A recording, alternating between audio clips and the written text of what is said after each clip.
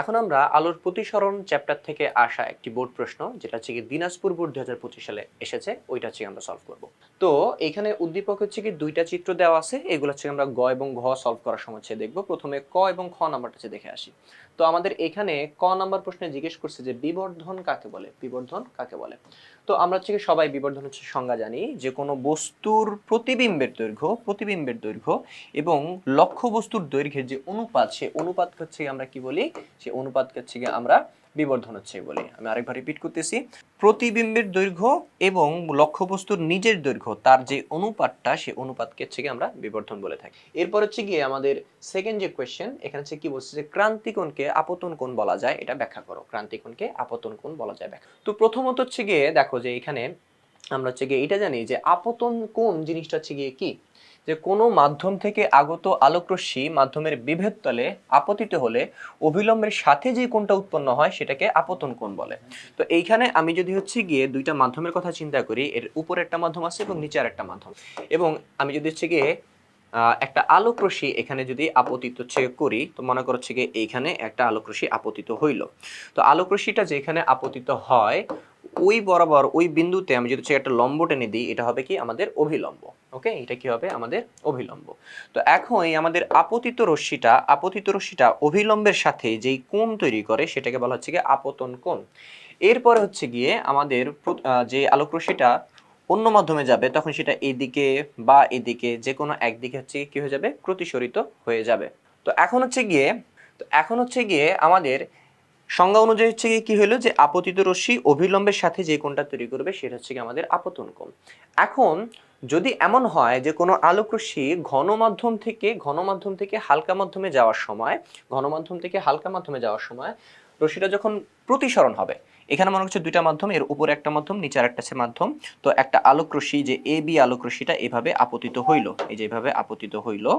ওকে, তো আপতিত হওয়ার পরে সে অন্য মাধ্যমে কি হবে, প্রতিসরিত হবে। তো এখন সে প্রতিসরিত হওয়ার সময় আমরা জানি ঘন মাধ্যম থেকে হালকা মাধ্যমে গেলে কি হয়, অভিলম্ব থেকে দূরে সরে যায়।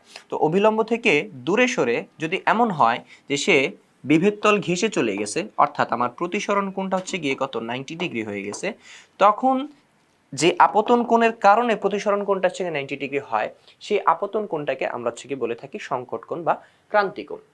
তো এইখানে থেকে দেখো হচ্ছে কি বলছে, যে ঘনমাধ্যম থেকে আগত আলোক রশ্মি যখন হালকা মাধ্যমে প্রতিসরিত হয়, তখন আগত আলোক রশ্মি অভিলম্বের সাথে যে কোণটা তৈরি করে, ঠিক আছে, সেই কোণের কারণে যদি হচ্ছে গিয়ে আমাদের প্রতিসরণ কোণটা যদি 90 ডিগ্রি হয়, তখন ওই আপতন কোণটাকে আমরা ক্রান্তিকোণ বলে থাকি। আপতন কোণটাই কিন্তু ক্রান্তিকোণ।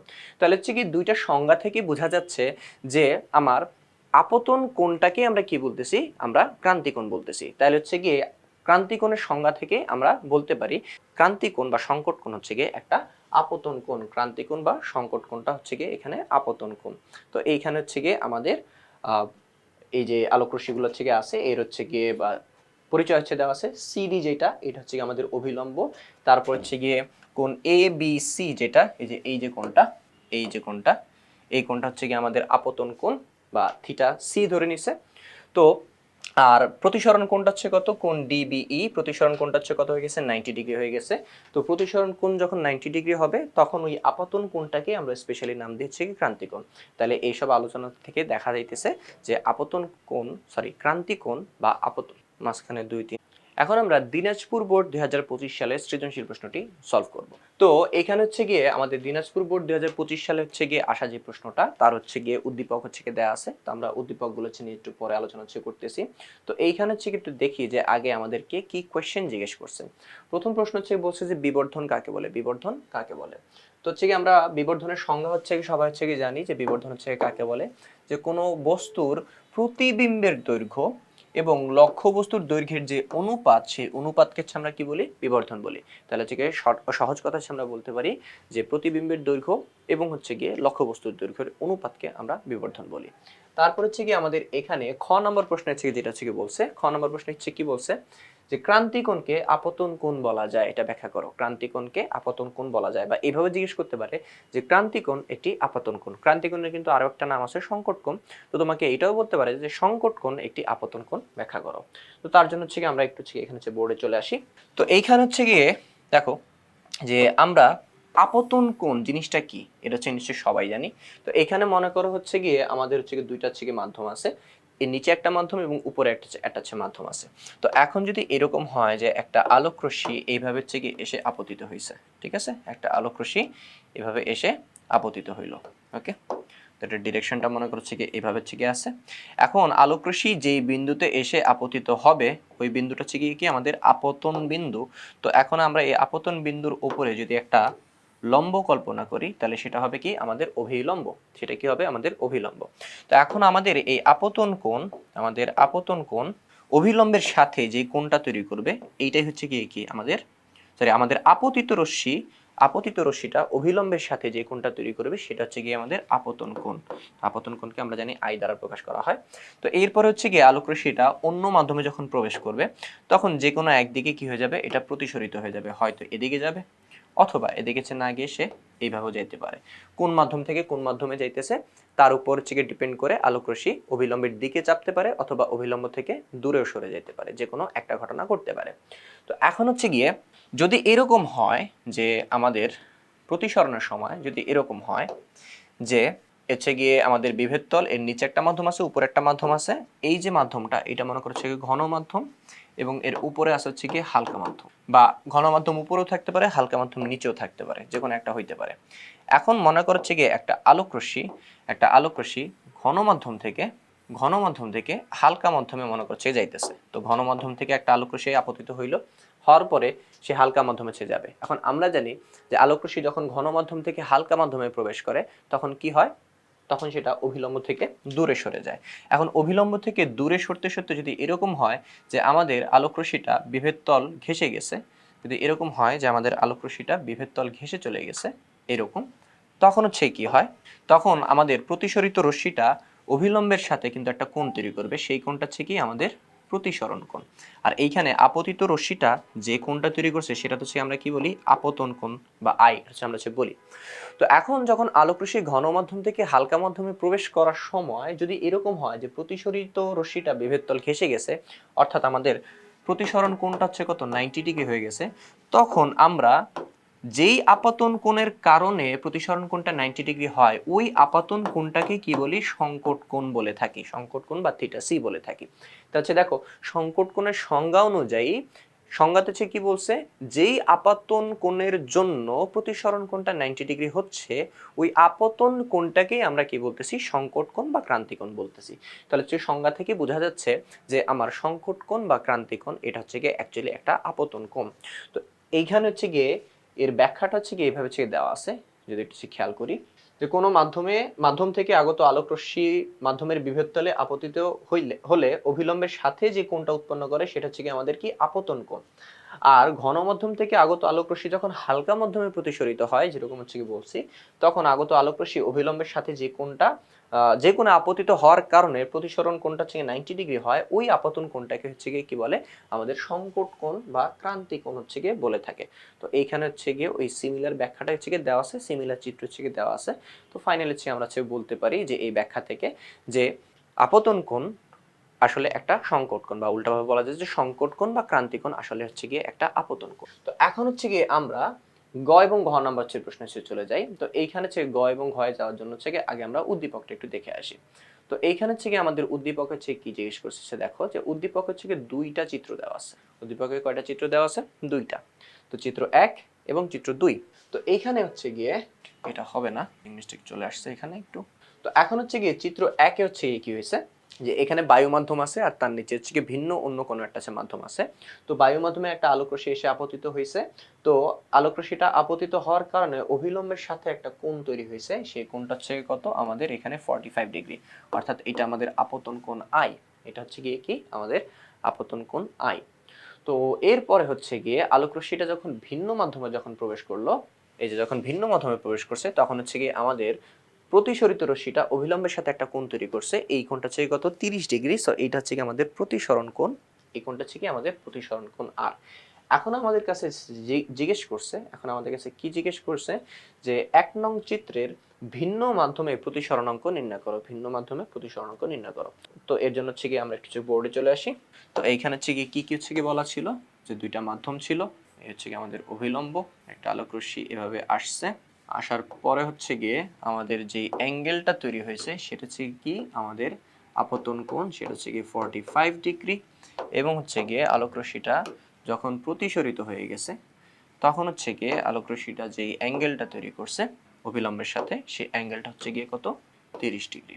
তো এটা হচ্ছে গিয়ে আমাদের বায়ু মাধ্যম, আর এটা হচ্ছে গিয়ে ভিন্ন কোনো মাধ্যম। তো এখন যখন আমাকে জিজ্ঞেস করবে যে কোনো মাধ্যমের প্রতিসরণাঙ্ক নির্ণয় করো, তখন আমাকে যেটা করতে হবে যে কোনো মাধ্যমের প্রতিসরণাঙ্ক মানে হচ্ছে গিয়ে বায়ুর সাপেক্ষে বা বাতাসের সাপেক্ষে ওই মাধ্যমের প্রতিসরণাঙ্ক।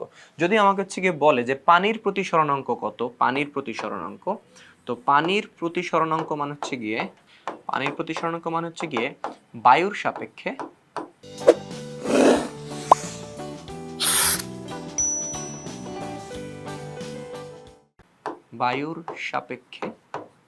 পানির প্রতিসরণাঙ্ক। ঠিক আছে, পানির প্রতিসরণাঙ্ক। আবার যদি আমাকে হচ্ছে গিয়ে বলে যে কাচের প্রতিসরণাঙ্ক নির্ণয় করো, তাহলে কাচের প্রতিসরণাঙ্ক মানে হচ্ছে গিয়ে বায়ুর সাপেক্ষে বা বাতাসের সাপেক্ষে আমার হচ্ছে গিয়ে কাচের প্রতিসরণাঙ্ক, মানে যার প্রতিসরণাঙ্ক চাইবে বাতাসের সাপেক্ষে বা বায়ুর সাপেক্ষে তার আপেক্ষিক প্রতিসরণাঙ্কটা বের করতে হবে। ওকে, তো এখানে থেকে আমাদেরকে ভিন্ন মাধ্যমের প্রতিসরণাঙ্কটা থেকে চাইছে। তো এই ভিন্ন মাধ্যমের প্রতিসরণাঙ্কটা যখন হচ্ছে আমার কাছে চাইছে, তার মানে আমাকে কি করতে হবে, বাতাসের সাপেক্ষে ওই ভিন্ন মাধ্যমের প্রতিসরণাঙ্কটা আমাকে এখানে বের করতে হবে। তো এখানে কি কি দেওয়া আছে, আমাদের আপতন কোণ আছে হচ্ছে গিয়ে কত, 45 ডিগ্রি, প্রতিসরণ কোণ আর এটা হচ্ছে কত আমাদের 30 ডিগ্রি। ওকে, তো এখন হচ্ছে কি বলছে যে ভিন্ন মাধ্যমের প্রতিসরণাঙ্ক। তো আমরা মাত্র কি জানলাম যে কোনো মাধ্যমের প্রতিসরণাঙ্ক মানে কি, মানে বায়ুর সাপেক্ষে পানির প্রতিসরণাঙ্ক। তাহলে হচ্ছে গিয়ে প্রতিসরণাঙ্ক বের করতে হবে। তো কার সাপেক্ষে কার, বায়ুর সাপেক্ষে ভিন্ন মাধ্যমের। তো বায়ু মাধ্যমকে আমরা এ মাধ্যম দ্বারা প্রকাশ করলাম, এবং ভিন্ন মাধ্যমকে তুমি বি মাধ্যম ধরতে পারো, বা আমাদের বইতে ভি ধরা আছে তাই আমরা ভি ধরলাম। তো এখানে হচ্ছে কি যার সাপেক্ষে আমরা হচ্ছে কি প্রতিসরণাঙ্ক নির্ণয় করব তাকে রাখতে হয় বামে। তো বায়ুর সাপেক্ষে হচ্ছে কি নির্ণয় করতে হবে, সো বায়ু বা এয়ার, এটাকে হচ্ছে রাখছি বামে, এবং হচ্ছে যার প্রতিসরণাঙ্ক বের করব তাকে রাখতে হচ্ছে কি ডানে, সো এ এটা ভি। তো এখন হচ্ছে গিয়ে আমরা sine I by sine r এটা হচ্ছে গিয়ে লিখবো, ভালো কথা। But sine I by sine r এভাবে হচ্ছে গিয়ে লেখার চাইতে একটু এইভাবে হচ্ছে লেখার চাই ভালো, যে সাইন বামে যে মাধ্যমটা আছে মানে হচ্ছে গিয়ে ইটার বামে যে মাধ্যমটা আছে ওই মাধ্যমের কোণ ডিভাইড বাই হচ্ছে গিয়ে ডানে যে মাধ্যমটা আছে ওই মাধ্যমের হচ্ছে কোণ। তো এইভাবে হচ্ছে গিয়ে হইলে অনেক সময় দেখবা হচ্ছে গিয়ে কোথাও কোথাও sine R by sine I থাকে। তো সেই ক্ষেত্রে আমরা তো শিখছি সূত্র কি, sine I by sine R, কিন্তু হচ্ছে গিয়ে কিছু কিছু হচ্ছে গিয়ে ম্যাথ আছে যেখানে sine R by sine I use করতে হয়। তো ওইগুলাতে হচ্ছে গিয়ে ভুল হয়ে যাবে তুমি যদি সাইন আই বাই সাইন আর একবার হচ্ছে গিয়ে মুখস্থ করে রাখো। তো এই জন্য হচ্ছে গিয়ে এইভাবে হচ্ছে লিখবো যে বাম পাশে যে থাকবে, বামে যে থাকবে, ইটার বামে যে মাধ্যমটা থাকবে সাইন ওই মাধ্যমের কোণ ডিভাইড বাই ইটার ডানে যে মানে ডানে যে মাধ্যমটা থাকবে সাইন ওই মাধ্যমে। তো এইখানে হচ্ছে গিয়ে সাইন এ, তো এ মানে হচ্ছে বাতাস, বায়ু মাধ্যমের কোণটা 45 ডিগ্রি, তো 45 ডিগ্রি হচ্ছে কোণটা আই, তাহলে sine I divide by sine V মাধ্যমের কোণ, ভি মাধ্যমের হচ্ছে কোণ কত 30, সো 30 হচ্ছে কত ধরছি আর ধরছি। এখন হচ্ছে গিয়ে জাস্ট হচ্ছে গিয়ে ভ্যালু বসাই দিব, তাহলে সে কত আসবে sine 45 degree divided by sine 30 degree. তো এইটাকে হচ্ছে গিয়ে এখন আমরা হচ্ছে ক্যালকুলেটরে যদি ক্যালকুলেট করি তাহলে হচ্ছে কি আমাদের হচ্ছে ভ্যালু হচ্ছে চলে আসবে, তাহলে হচ্ছে সাইন 45 তারপর হচ্ছে ভাগ দিয়ে সাইন 30, যদি একবার হিসাব করি তাহলে হচ্ছে আমাদের হচ্ছে ভ্যালু কত চলে আসে 1.41 চলে আসে, 1.41। প্রতিসরণাঙ্কের কোনো একক থাকে না, তাই এখানে মিটার পার সেকেন্ড বা কেজি বা কিছু লিখতে হবে না। তো জাস্ট হচ্ছে কি ভ্যালুটা চলে আসছে হচ্ছে কত, এইটা ভি মানে হচ্ছে গিয়ে বায়ুর সাপেক্ষে ওই ভি ভিন্ন মাধ্যমে যে প্রতিসরণাঙ্ক, বা সহজ ভাষা হচ্ছে গিয়ে ভিন্ন মাধ্যমে যে প্রতিসরণাঙ্ক সেটা হচ্ছে কত 1.41। তো এই ছিল হচ্ছে আমাদের গ নম্বর প্রশ্ন। এখন হচ্ছে কি আমাদের ঘ নম্বর প্রশ্নে কি জিজ্ঞেস করছে ওইটা একটু দেখে। তো আমাদের ঘ নম্বর প্রশ্নে জিজ্ঞেস করছে যে 2 নং চিত্রে বস্তুটিকে দর্পণের দিকে কমপক্ষে কতটুকু এগিয়ে আনলে অবাস্তব প্রতিবিম্ব পাওয়া যাবে। এখানে এটা অবান্তর আছে, এটা হবে অবাস্তব, এটা কি হবে অবাস্তব, একটু প্রিন্টিং মিস্টেক হয়েছে এখানে। তো অবাস্তব প্রতিবিম্ব পাওয়া সম্ভব হবে, এটা গাণিতিকভাবে বিশ্লেষণ করো, এটা কিন্তু চিত্র না, গাণিতিকভাবে বিশ্লেষণ করতে হবে আমাদেরকে। তো এইখানে হচ্ছে গিয়ে এখন আমরা উদ্দীপকটার দিকে একটু খেয়াল করি। তো এইখানে দেখো যে এইখানে আমাদের যেই দর্পণটা দেওয়া আছে সেই দর্পণটা হচ্ছে কি কিরকম দর্পণ, প্রথম হচ্ছে দর্পণটা চিনতে হবে। সো এটা হচ্ছে কি একটা অবতল দর্পণ দেওয়া আছে। তো অবতল দর্পণ থেকে আমাদের হচ্ছে কি বস্তুটা, এই যে বস্তু হচ্ছে কি কত দূরে আছে, বস্তু আছে 6 সেন্টিমিটার দূরে আছে। এখন বলছে লক্ষ্যবস্তুর দ্বিগুণ দূরত্বে দর্পণের সামনে একটা বিম্ব গঠিত হয়, লক্ষ্যবস্তুর দ্বিগুণ দূরত্বে। অর্থাৎ আমরা বস্তুটাকে কত দূরে রাখছি, 6 সেন্টিমিটার দূরে রাখছি। এতে করে আমাদের একটা প্রতিবিম্ব তৈরি হয়েছে। প্রতিবিম্বটা কোথায়, বস্তু যত দূরে আছে তার ডাবল দূরত্বে। তাহলে বস্তু আছে 6 সেন্টিমিটার দূরত্বে, তাহলে প্রতিবিম্ব কত দূরে তৈরি হবে, প্রতিবিম্ব তৈরি হবে 6 ডাবল অর্থাৎ দ্বিগুণ, অর্থাৎ 12 সেন্টিমিটার দূরত্বে। এবং হচ্ছে কি বলছে, দর্পণের সামনে একটা বিম্ব গঠিত হয়। তো এখন দর্পণের সামনে আমরা জানি শুধুমাত্র বাস্তব বিম্বগুলো গঠিত হয়। তাহলে হচ্ছে গিয়ে আমরা সহজভাবে হচ্ছে বলতে পারি যে বস্তুকে এই দর্পণে, এই অবতল দর্পণে বস্তুকে 6 সেন্টিমিটার দূরে রাখলে 12 সেন্টিমিটার দূরে একটা বাস্তব প্রতিবিম্ব গঠিত হয়। তো এখন আমাকে হচ্ছে কি বলছে যে এই বস্তুটাকে কতটুকু সামনে নিয়ে গেলে, একটা অবাস্তব প্রতিবিম্ব পাওয়া যাবে, একটা অবাস্তব প্রতিবিম্ব পাওয়া যাবে। তো ওইটাই হচ্ছে কি আমরা এখানে হচ্ছে দেখি। তো এখানে হচ্ছে খেয়াল করি, তোমরা যারা যারা হচ্ছে কি অষ্টম অধ্যায় পড়ছো, এটা হচ্ছে কি অষ্টম অধ্যায়ের চ্যাট হচ্ছে কোয়েশ্চেন। তো এই মনে করছে কি একটা অবতল দর্পণ, এটা হচ্ছে গিয়ে আমাদের দর্পণের হচ্ছে গিয়ে মেরু বা পি বিন্দু, এটা হচ্ছে গিয়ে আমাদের দর্পণের বক্রতার কেন্দ্র বা সি, আর পি এবং সি এর এক্স্যাক্টলি মাঝখানে হয় এফ বিন্দু। তো এখন হচ্ছে গিয়ে আমরা যদি হচ্ছে গিয়ে এই দর্পণের বিভিন্ন জায়গায় যদি হচ্ছে গিয়ে বস্তুকে যদি হচ্ছে গিয়ে রাখি, তাহলে তার বিভিন্ন ধরনের প্রতিবিম্ব তৈরি হয় বা বিভিন্ন রকম প্রতিবিম্ব তৈরি হয়।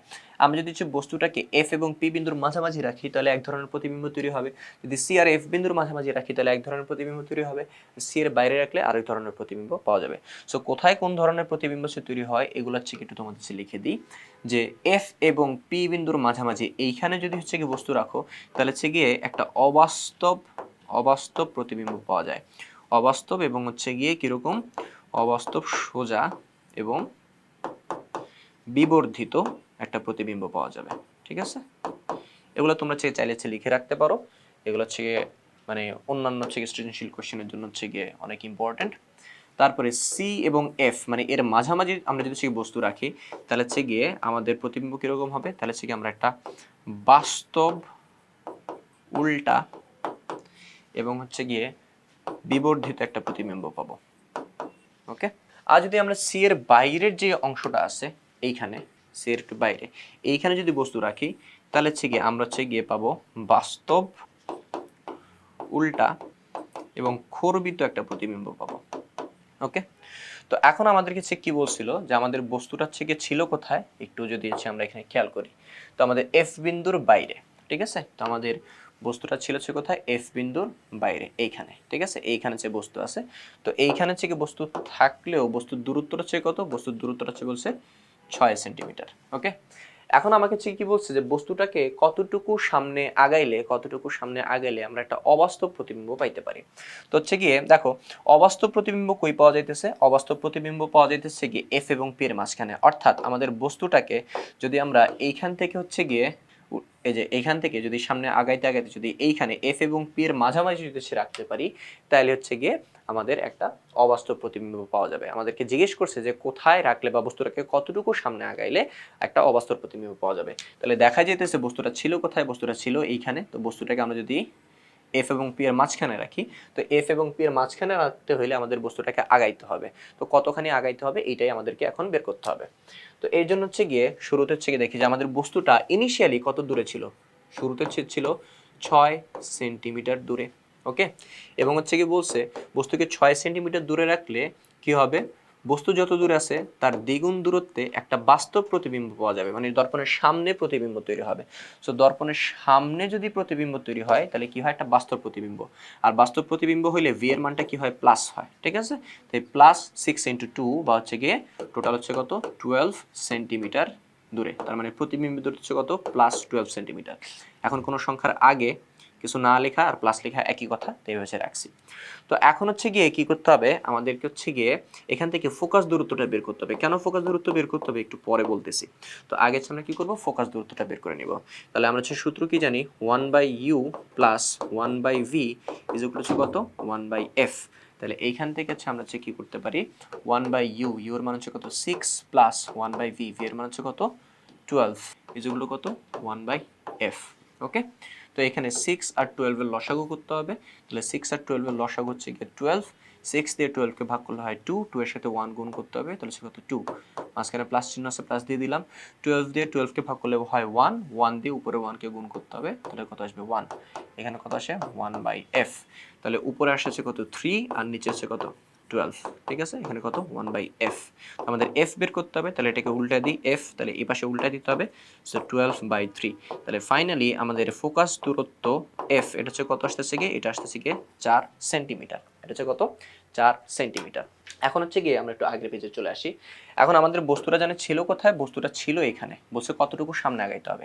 এখন দেখো আমরা যদি এই দূরত্বটা যদি সে পেয়ে যাই, এই যে এই দূরত্বটা যদি আমরা পেয়ে যাই, তাহলে সে কি হবে, এইখান থেকে একটু কত বেশি 4 সেন্টিমিটার, বস্তু কত দূরে ছিল 6 সেন্টিমিটার, মানে বস্তুটার ফোকাস বিন্দু থেকে একটুকের হচ্ছে কি দূরত্ব হচ্ছে কত, একটু দূরত্ব হচ্ছে কি অ্যাকচুয়ালি আমাদের কত 6 সেন্টিমিটার, সরি 2 সেন্টিমিটার, এখান থেকে একটু হচ্ছে কত, এখান থেকে একটু হচ্ছে কত, আমরা হিসাব করে কত পাইছি 4 সেন্টিমিটার, তাহলে বস্তুটা কত দূরে আছে 6 সেন্টিমিটার। এখন বস্তুকে কোথায় আনতে হবে, বস্তুকে এফ আর পি এর মাঝখানে আনতে হবে।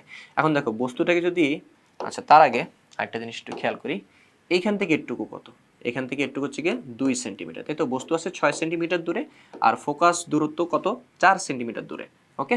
তো ফোকাস দূরত্ব যত সেন্টিমিটার দূরে হয় ফোকাস বিন্দুটা ওই জায়গায় থাকে, তাহলে ফোকাস বিন্দু থেকে আমাদের বস্তুটা কত দূরে আছে 2 সেন্টিমিটার দূরে আছে, তাহলে বস্তুটাকে এই 2 সেন্টিমিটার যদি হচ্ছে গিয়ে আমরা 2 সেন্টিমিটার যদি সামনে আগাই, তাহলে বস্তুটা থাকবে ফোকাস বিন্দুর উপরে, কিন্তু ফোকাস বিন্দুর উপরে থাকতে হবে না, থাকতে হবে কোথায়, এফ এবং পি এর মাঝখানে, তাহলে 2 সেন্টিমিটার থেকে যদি একটু সামনে আগাই, তাহলে কি সে এফ আর পি এর এক্স্যাক্টলি মাঝখানে, মানে এক্স্যাক্টলি মাঝখানে না, মাঝামাঝি কোনো একটা জায়গায় চলে আসতেছে, তাহলে হচ্ছে গিয়ে আমরা এখান থেকে বলতে পারি যে বস্তুটাকে আর কতখানি আগাইতে হবে, 2 সেন্টিমিটার বা তার 2 সেন্টিমিটার চাইতে বেশি, 2 সেন্টিমিটার চাইতে বেশি, তাহলে এইখানে হচ্ছে গিয়ে লিখতে হবে যে বস্তুকে সামনে আগাতে হবে, কতখানি আগাইতে হবে, বস্তু ছিল 6 সেন্টিমিটার হচ্ছে গিয়ে দূরে, আর 4 সেন্টিমিটার তো হচ্ছে ফোকাস দূরত্ব, তার হচ্ছে কত 2 সেন্টিমিটার, ঠিক আছে, এর বেশি, তার মানে 2 সেন্টিমিটার যদি আগাই তাহলে বস্তুটা কিন্তু এফ বিন্দুর উপরে পড়বে, ঠিক আছে, এফ বিন্দুর উপরে বললে হবে না, বস্তুটাকে থাকতে হবে হচ্ছে কোথায়, এফ বিন্দু এবং পি বিন্দুর মাঝামাঝি, তার হচ্ছে গিয়ে বস্তুটাকে 2 সেন্টিমিটার ছিল কোথায়, এখানে 2 সেন্টিমিটার আগাইলে এফ বিন্দুর উপরে, কিন্তু এখানে রাখলে হবে না, এফ আর পি এর মাঝামাঝি জায়গায় রাখতে হবে, তার হচ্ছে গিয়ে 2 সেন্টিমিটার থেকে আরো বেশি, এক্স্যাক্টলি কত তা হচ্ছে গিয়ে জানা যাবে না, তার হচ্ছে গিয়ে কোনো হচ্ছে জানার মতো তেমন কোনো হচ্ছে ভ্যালু আমাদের কাছে দেয় না এখানে। তো এইখানে হচ্ছে দেখো যে আমাদের এখানে যে কোয়েশ্চেনের অ্যান্সার হচ্ছে আছে হচ্ছে আমাদের হচ্ছে বইতে, এখানে হচ্ছে সিমিলার ভাবে হচ্ছে করা আছে, এখন হচ্ছে আশা করি তোমরা হচ্ছে বুঝতে পারবা। তো এখানে যে দেখো সিমিলার বইতে আগে এফ বের করছি আমরা, এফ কত 4 সেন্টিমিটার, তাহলে বস্তুটাকে কতখানি আগাইতে হবে, বস্তুটাকে আগাইতে হবে কত 6 - 4 = 2 সেন্টিমিটার, তার থেকে বেশি, তাহলে বস্তুটা যেখানে ছিল এইখান থেকে আরো 2 সেন্টিমিটারের থেকেও যদি বেশি আগাই, তাহলে হচ্ছে কি আমাদের একটা অবাস্তব প্রতিবিম্ব পাওয়া সম্ভব হবে। তো এই ছিল তোমাদের হচ্ছে কি দিনাজপুর বোর্ড 2025 সালের হচ্ছে প্রশ্নের সমাধান। তো এই ধরনের আরো প্রশ্নের সমাধান ইনশাআল্লাহ সামনে পর্বে দেখতে পাবে।